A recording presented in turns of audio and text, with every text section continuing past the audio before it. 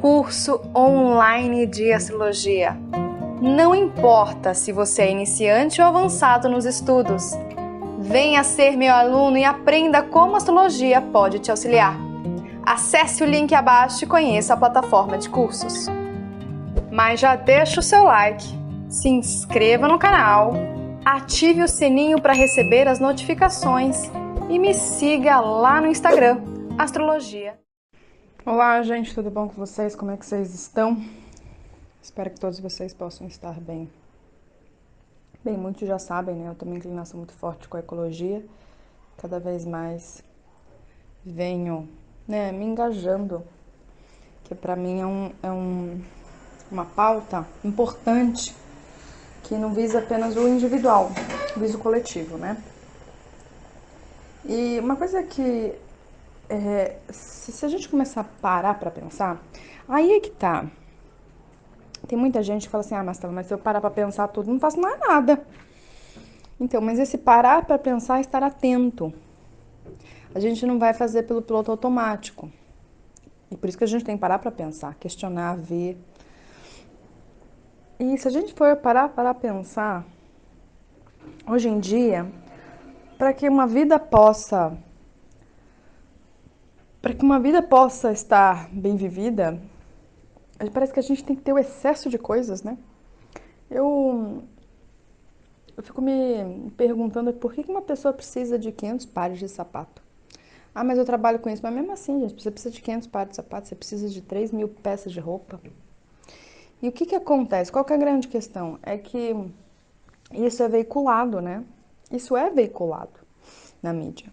Ah, Marcela, mas veicula isso na mídia, mas eu, né, tô vacinado, esse tipo de coisa, e pra mim isso não influencia, certo?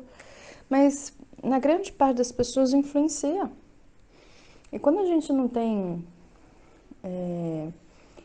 na grande massa, na grande mídia, nos grandes veículos, nos grandes canais de YouTube, nos grandes eu não sei o que, pessoas que mostram do quão é simples a gente viver e que a gente não precisa de tudo isso, a gente iria sim, de fato, estar num lugar menos consumido, né? Porque a gente está consumindo a Terra.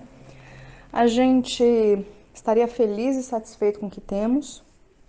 Isso não quer dizer que a gente vai ser medíocre, mas a gente não iria ficar nessa busca incessante. Eu já falei que eu já passei por várias fases, né?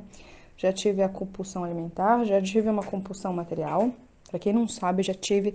Essa foi uma fase muito importante da minha vida. Eu lembro que eu tava na faculdade e eu tinha cartão, tinha vários cartões, Renner, Riachuelo, essas coisas. E tinha um vazio. Eu escrevia tanto, gente, nessa época, que via um vazio, um vazio. Eu lembro que eu saía, ia no shopping, comprava, comia, nunca usei um monte de coisa, assim. Hoje eu fui parar pra pensar, falei, nossa, eu podia ter usado esse dinheiro de outra forma, né? Porque a questão não é o mal não é o dinheiro, a questão é como a gente emprega esse dinheiro, que a gente investe, e tudo vai de acordo com nossos pensamentos e sentimentos, né?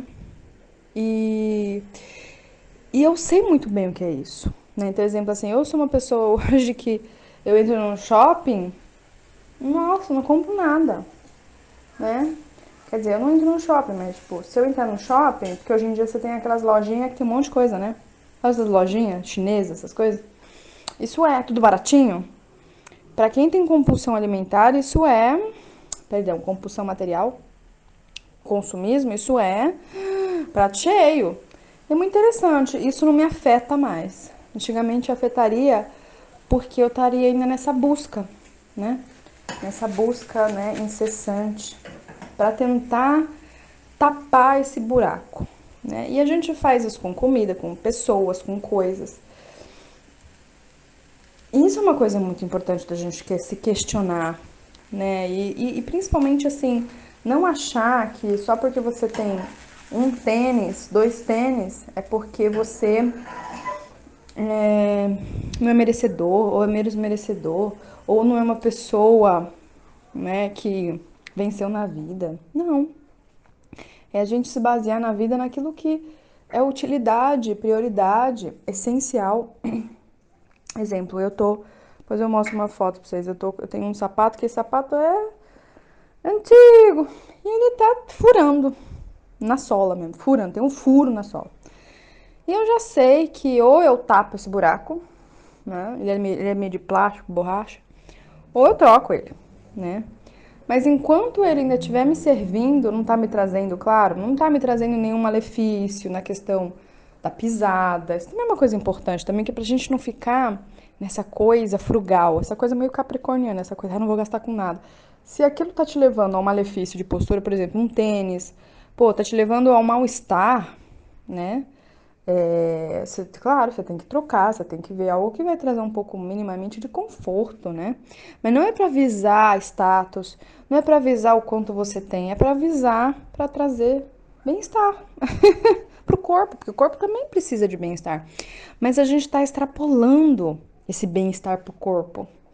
Em que? Em rodízios de comida, em comer demais, em ter muitas coisas, né?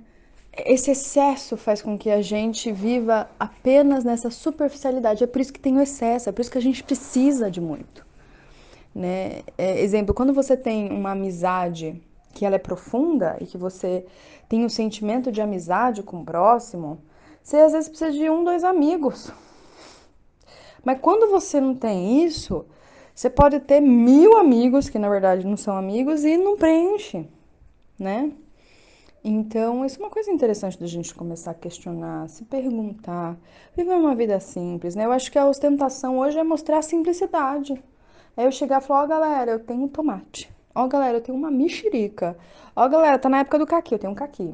Isto seria ostentar. E que se a gente pudesse ostentar que a simplicidade é o caminho, que bom que a gente ostente a simplicidade que é o caminho. Este seria o caminho, né? Que a gente possa trazer mais regulação, mais ordem, porque a gente vive um desequilíbrio, né? Eu sempre paro para pensar, poxa, uma pessoa que, por exemplo, tem 500 pares de sapato nela deve ter gastado aí 30, 40, 50 mil. Sei lá, se esses pares de sapato for, sei lá, eu tô chutando aí R$ 100, né?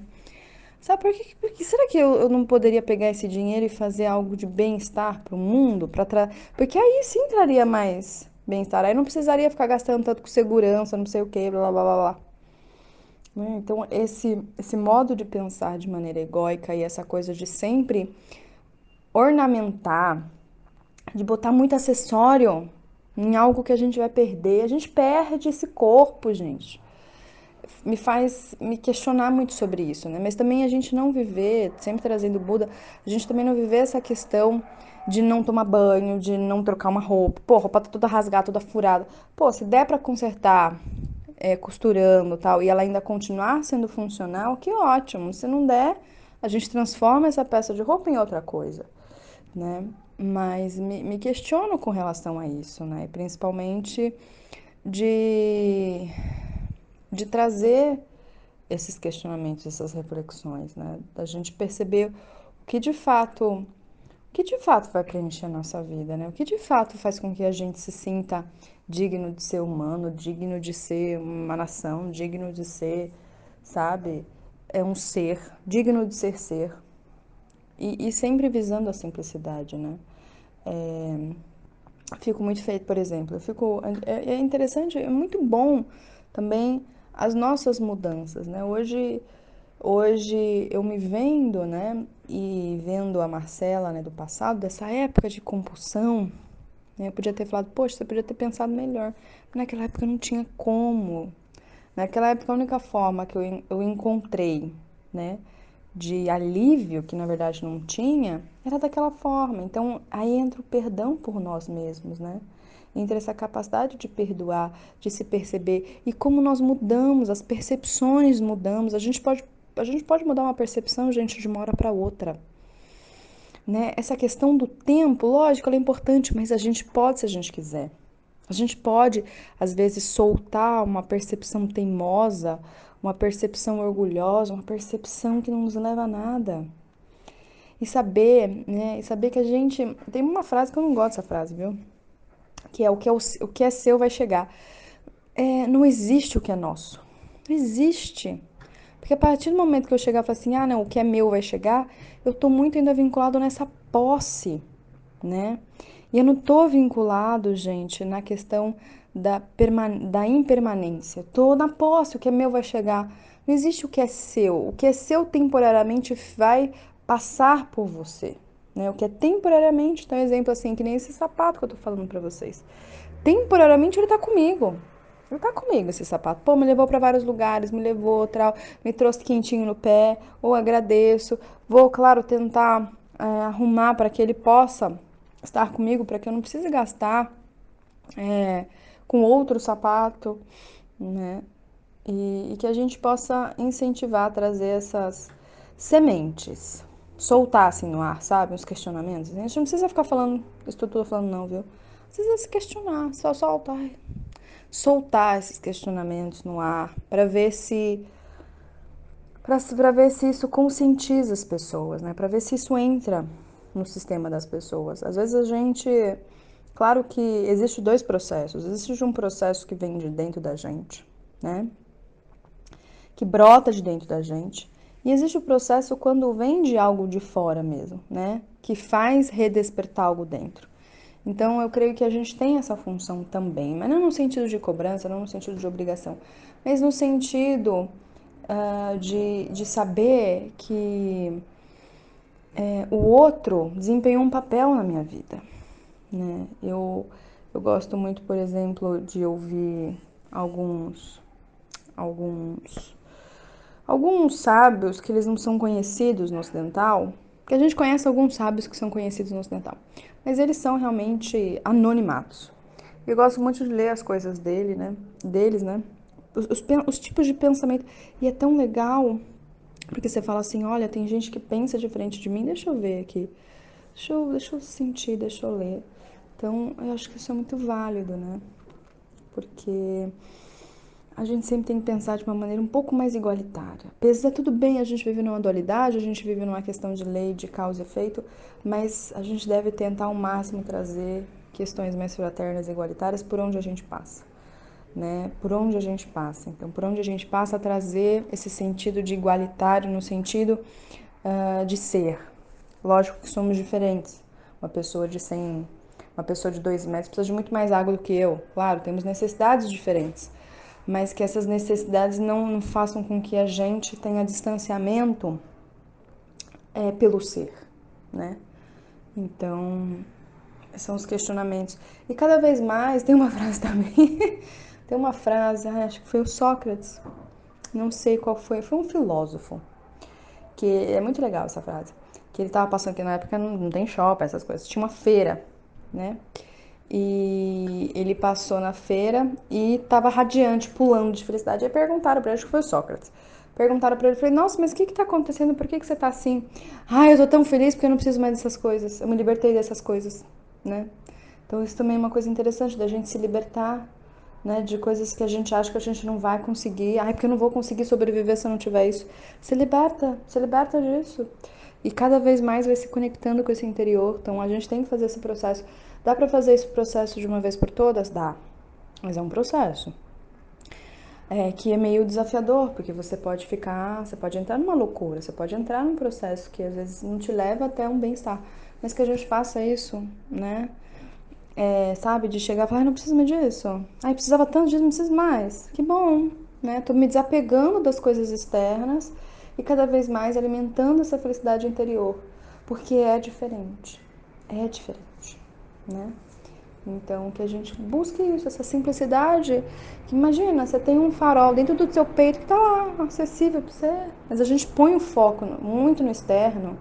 Enquanto a gente não olha mesmo para dentro, e existe prática para a gente olhar para dentro, a gente não tem como enxergar.